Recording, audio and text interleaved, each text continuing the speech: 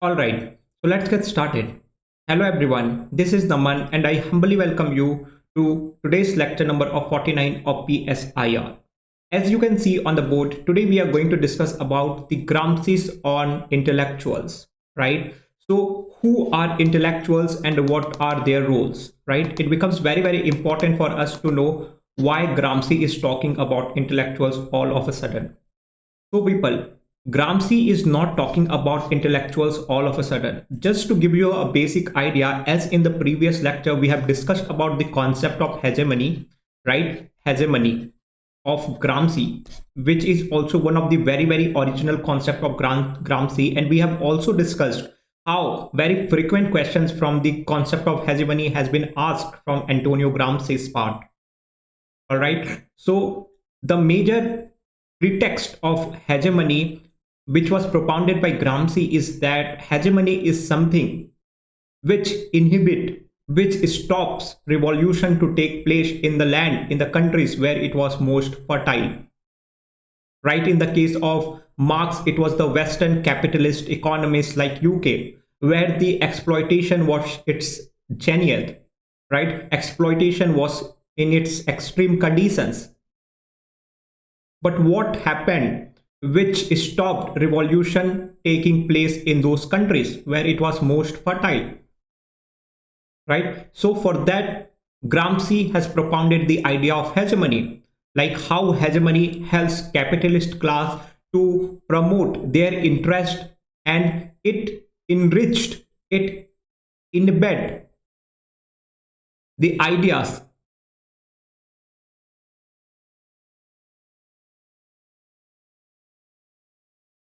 So today we are going to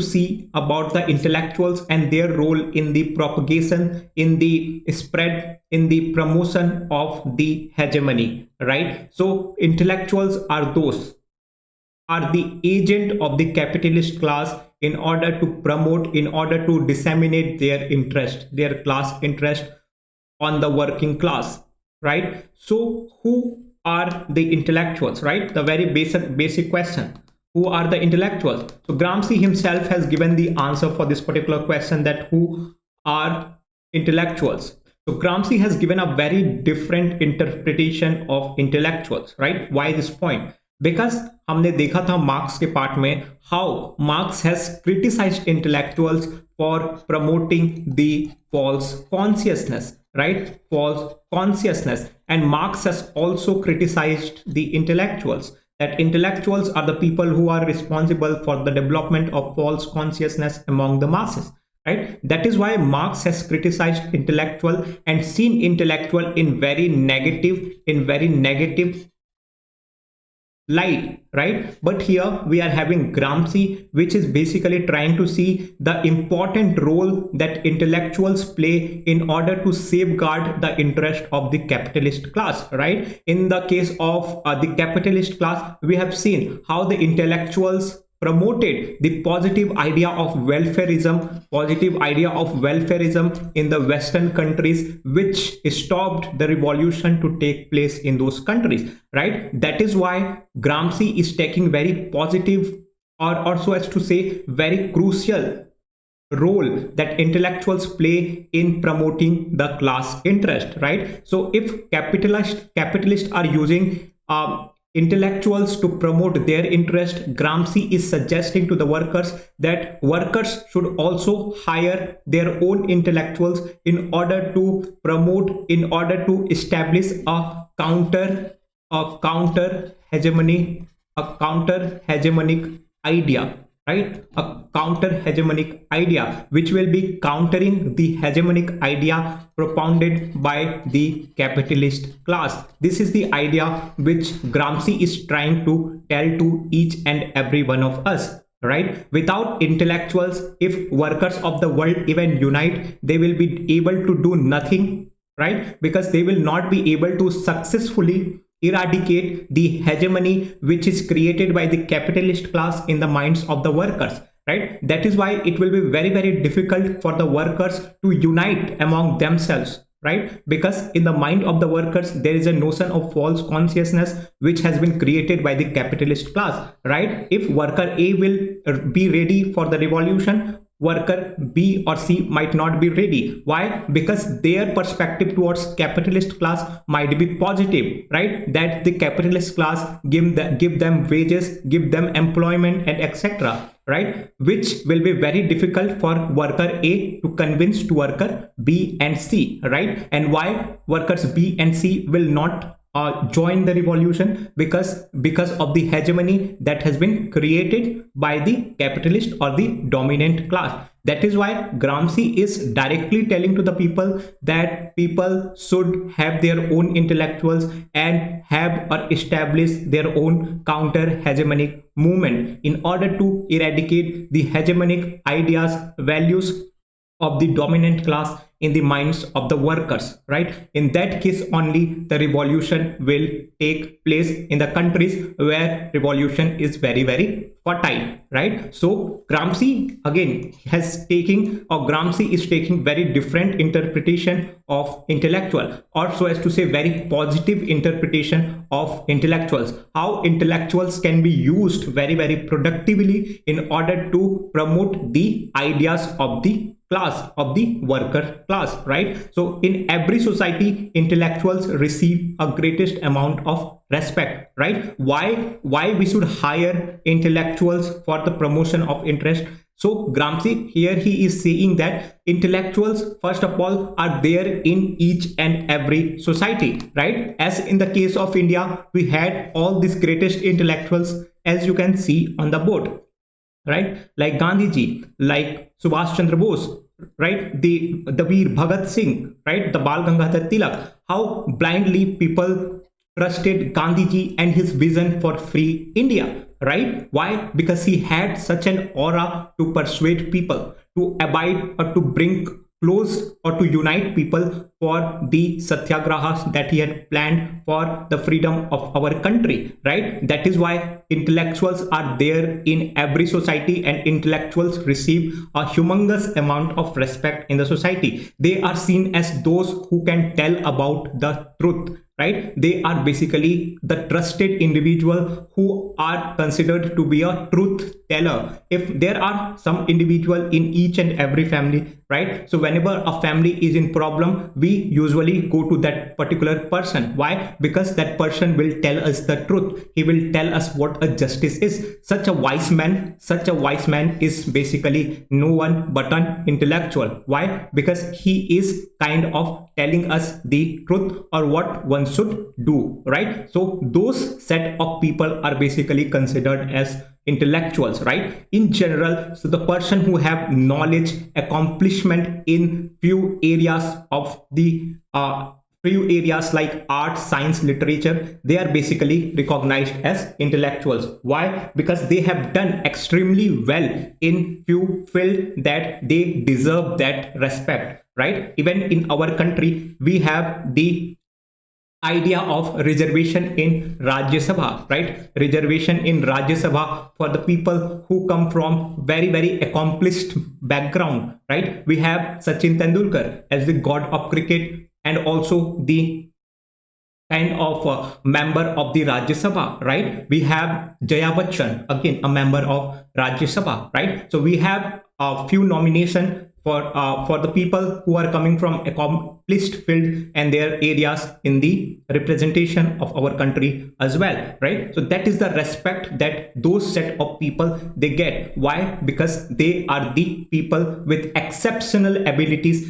They are the people with exceptional experiences in their own diverse field, right? It is also assumed that intellectuals are neutral, autonomous person engaged in understanding the truth, right? They are the neutral, autonomous person. What is neutral, autonomous? They are not associated with any ideology, any values and etc. They are independent in themselves. And if one beings very independent, autonomous, then only his brain will be curious, right? When we attach ourselves with something, our perspective, our vision of the world gets very limited. We cannot see beyond them. If I have to give you an example, the best example is the person whom we love, right? Once we try attaching ourselves to that person, we kind of stop seeing beyond that person, right? And this is how, when we are attached to any idea, any value, any vision, any person, any ideology, we tend to stop our curiosity, right? We tend to stop our vision, we tend to stop our horizon to see beyond that, right? So the people who attach themselves with lot of money, they tend to oversee something which is kind of stopping them from earning more, right? They kind of limit their complete vision beyond the money, right? They cannot see beyond money. So this is how, when someone is attached to some idea, their curiosity dies, right? That is why it becomes very important even for the civil servants to do not get attached with something, right? Here also the idea of nishkam karma comes of our Bhagavad Gita, right? How Krishna suggests to the people that people should always focus on the idea of nishkam karma. Why? Because if we attach ourselves to the fruits of the action, we will not be able to focus on the process of the action, right? Because it will try to limit our vision. That is why the people who are considered as intellectuals, they are basically neutral, autonomous person. So according to Gramsci, every person is intellectual, but every person does not perform the task of intellectuals. We all are intellectuals, right? Why we all are intellectuals? Why Gramsci is saying that every person is an intellectual, but everyone do not perform the job of intellectual, right? Because he is basically telling this on the basis of the work that we do, right? So every person is intellectual because every person performs some work, right? We all perform some work. Every work requires manual as well as intellectual labor. So as we know that work is basically classified into two types. One that requires manual labor, and the other one which requires intellectual or mental labor, right? So the farmer, the peasant, the labor working in various manufacturing or real estate industry, they are basically considered as manual workers, right? Why? Because they do not have to use their mind much. The people, they get order from their seniors that you have to do so and so things, and they have to get it done. But on the other side, there are intellectuals who have the work more based on their mental abilities, based on their intellectual abilities, right? So they are basically the true intellectual, right? But every work is not recognized as intellectual work, right? As we have just seen that manual work cannot be considered as an intellectual work, right? Because here the use of power, the manual power, the physical power is more than the intellectual power. The work which has unique importance in the system of production, right? The main role of intellectuals is maintenance of the system. So there are two type of people. Gramsci here, he is giving the example of system, right? So system, in every system there are two types of people, right? Every system there are two types of people: the people who are responsible for the production in the system, right? For production in the system, and the people who are responsible for maintenance of the system, right? Maintenance of the system. So what kind of people are responsible for production in the system? Basically the peasants, the laborers, right? The manual workers, they are responsible, or the factory line operators, right? They just have to perform their nut and bolt jobs, right? They do not have to apply much their brain, right? They do not have to do much innovation. But the people who are responsible for maintenance, like the CEO, chief executive officer, the manager, they have to apply their brains in order to increase the profit of the system, in order to increase the welfare of the system. So this set of people are basically considered as the intellectuals, right? Their role of intellect is much more than the other part, that is the people who are engaged in the manual production job. The main role of intellectuals, okay,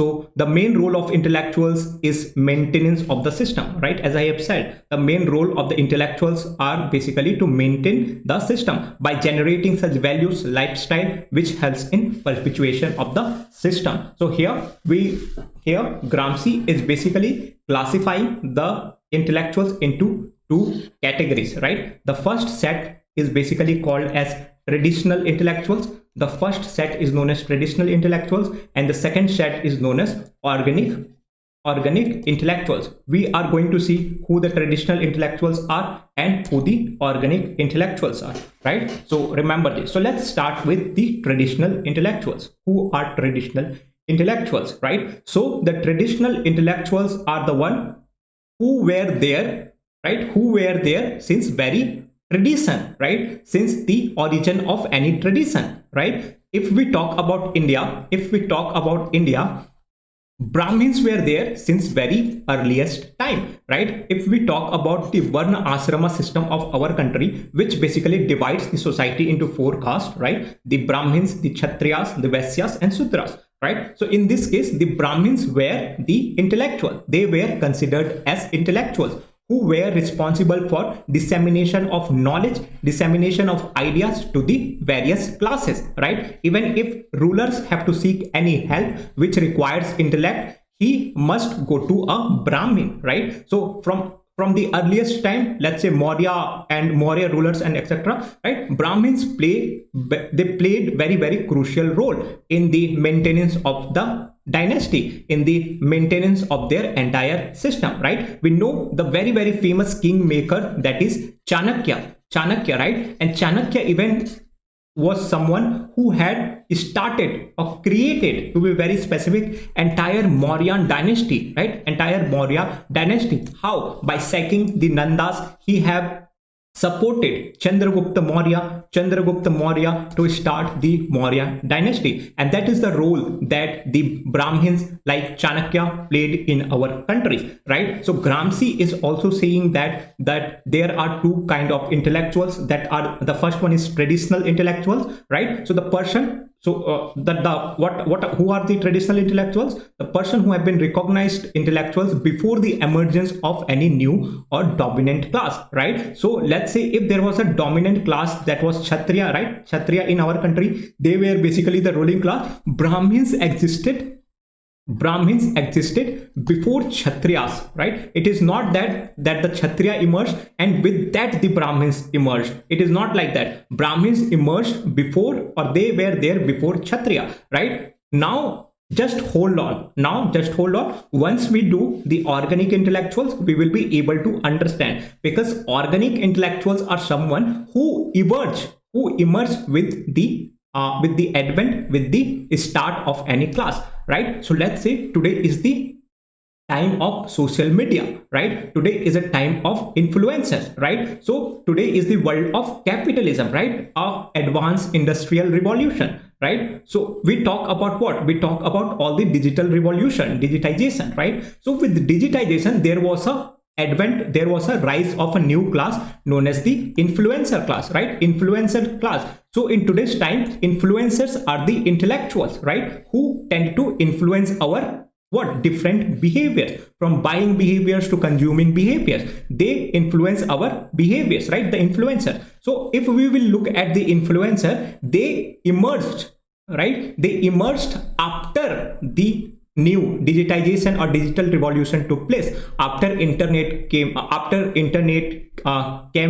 into this particular world, right? Before the internet, they were not there. So the influencer class can be called as organic class, right? But now compare the traditional intellectuals. They were not emerged by the advent of any new class. They were there from before, right? So the best example, the other example, which is the church fathers, were traditional intellectuals, right? They used to work with the nexus of aristocracy. They were responsible for legitimization of their rule, right? The Pope culture, basically, how the papal used to, the papal decree, right? The papal dictate of the Pope in the Western countries, right? They used to legitimize the authority of the ruler in the Western countries, right? So these are basically known as what? They are basically known as the traditional intellect, right? So they basically play a crucial role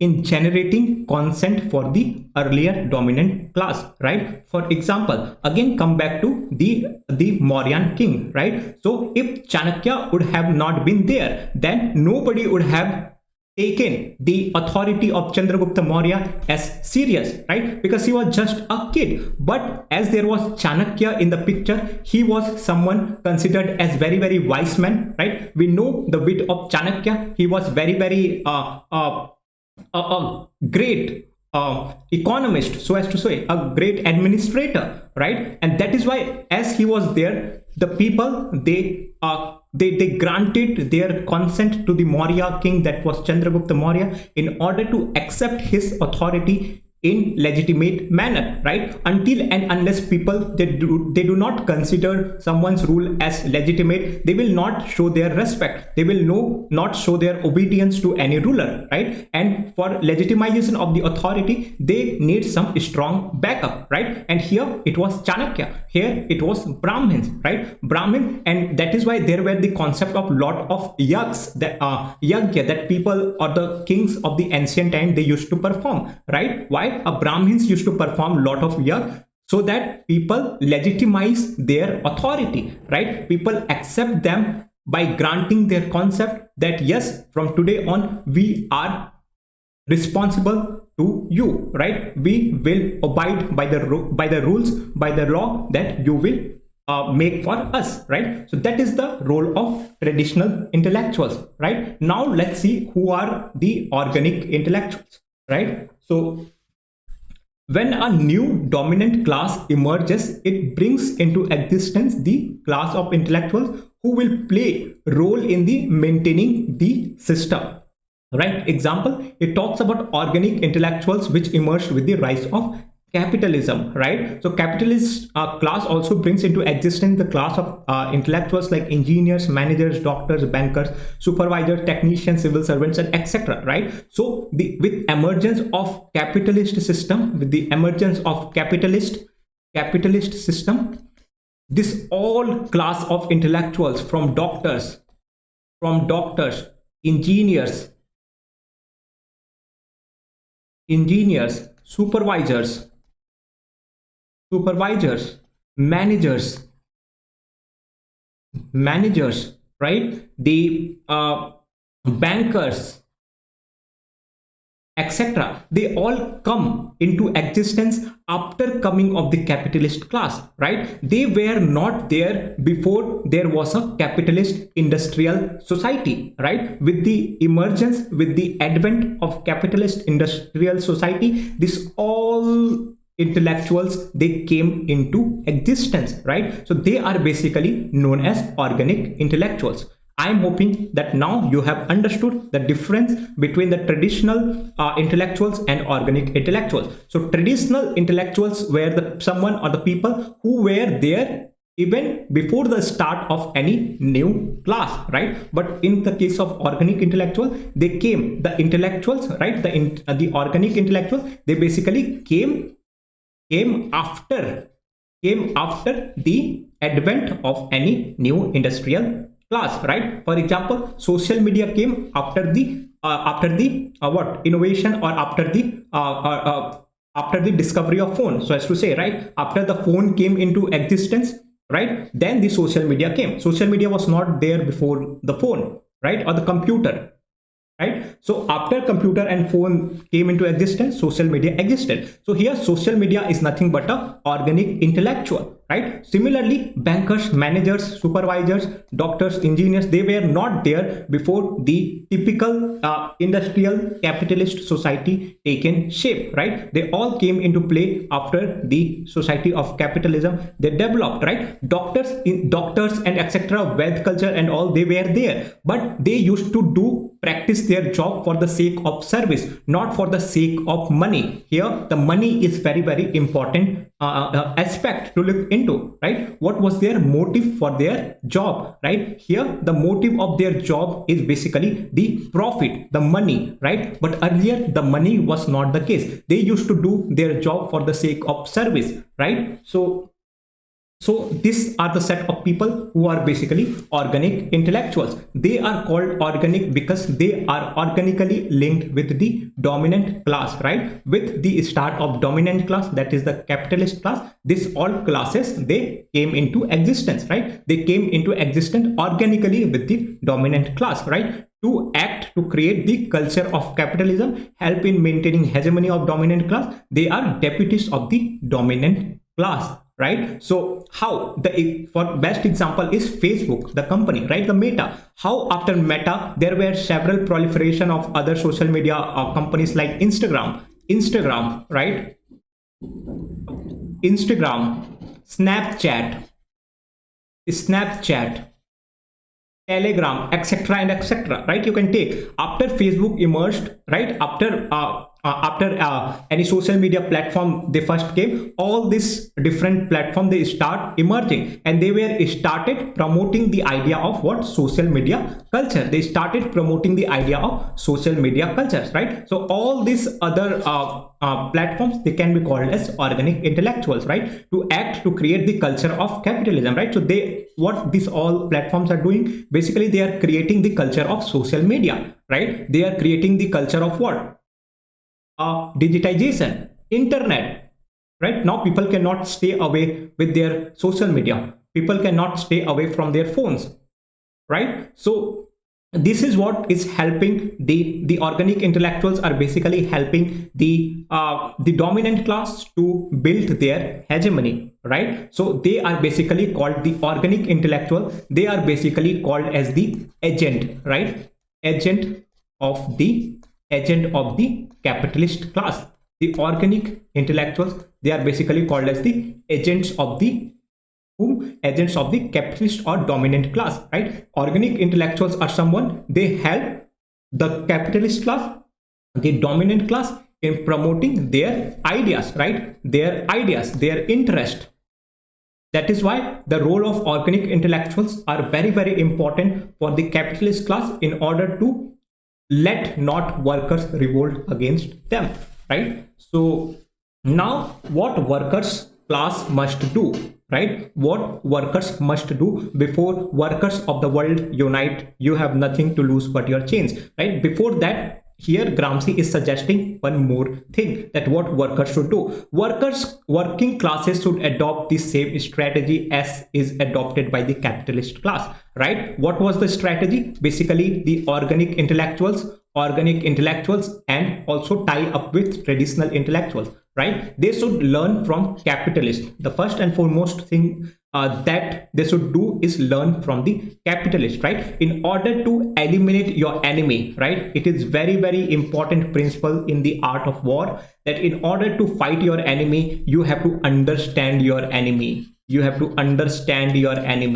Right? In order to fight with China, in order to eliminate the proxy wars from Pakistan, we have to understand how they are doing it, right? In that case only we will be able to successfully defend the problem, right? So here Gramsci is also suggesting that the working class should learn from their enemy, that is the capitalist class, how they have maintained their domination, and adopt the same strategy. So what they should learn, what workers should learn from the capitalist class, they should learn how they have created, how they have maintained their domination, and adopt from them the same strategy as they are doing. Capitalists have maintained the domination not just by physical force, right? Not just by physical force, we know, right? Not just by economic power, but by manufacturing consent, by making capitalism common sense, by making capitalism the mass culture, right? They have created and maintained their hegemony in such a manner that it becomes a common sense, right? It becomes a common sense, right? Common sense for people. It becomes very, very natural. In today's term, it will be like, it is too cool to say, right? It is too cool to say that I have a phone, right? It is very, very counterproductive for me. But for me, it is very, very cool to say that yes, I am a part of a capitalist West culture. I stay in US, right? Though my condition will be very, very bad there than my own country, that is India. But for me, it will become very, very cool to say that I stay in United States, right? Why? Because of the hegemony that people have created about the United States. Hindi में जो बोलते हैं ना कि हवा बना हुआ है, कैसे बहुत सारे जॉब्स का हवा बना हुआ है हमारे कंट्री में, right? People might not like something but they will still be coerced to do so. Why? Because of the hawa that people have made, right? That is what the Gramsci is also suggesting to the workers, that they should also learn from their enemy, that is the capitalist class, how to maintain their hegemony idea, right? So what working class must do again, right? The capitalists have not done it alone, right? So whatever hegemony, right, whatever hegemony that the capitalist class have created, they have not done it alone. Capitalists have formed coalition with engineers, supervisors, technicians, civil servants. Who are they? They are basically the organic intellectuals of the capitalist class. They have collaborated with all these organic intellectuals in order to make them promote the idea of the capitalist class. All right. So let's say if I am a company, right? I am a company called as Naman, right? Naman. I will hire a engineer. I will hire a engineer to work for me, right? So my condition to that engineer will be, you should always wear my company t-shirt, right? So in today's time of online teaching and etc., we see how the educator, if they are associated with any company, right, any company, they tend to promote their interest, right, by selling the courses, by asking people to join that particular course, right? How? So similarly the capitalists have done. They have created a collaboration with the organic intellectuals, the engineers, supervisors, technicians, right? These are the set of people who are coming with some specialized knowledge of their field, right? So here the capitalist class, they have created the collaboration with these organic intellectuals in order to promote their class domination, in order to promote their class interest, right? So capitalists have provided leadership to them, right? Capitalists have provided a leadership to them in the form of managers, in the form of CEO, right? They have convinced that their interests are served better when they work together, right? And this is how we see the leaders of the world speaking, right? The business leaders, how the different countries, right? So let's say if any country is exploiting, or if any company is exploiting their workers in China, right, the CEO will not talk about the negative aspect of the company, that our company have bad exploitative terms for the workers, right? He will always speak that yes, our company is also going to start a branch in other developing or emerging countries like India or Africa or Australia, right? So this is how the organic intellectuals, like CEOs of the company, they promote the interest of the capitalist class. And why do people, they fall prey of such people? Because of the trust, right? If someone is coming from such a renowned experience, such a renowned specialization in some field, we tend to respect that people, we tend to trust such set of people, right? That is why people, they fall prey of those people, right? And capitalist class, they hire the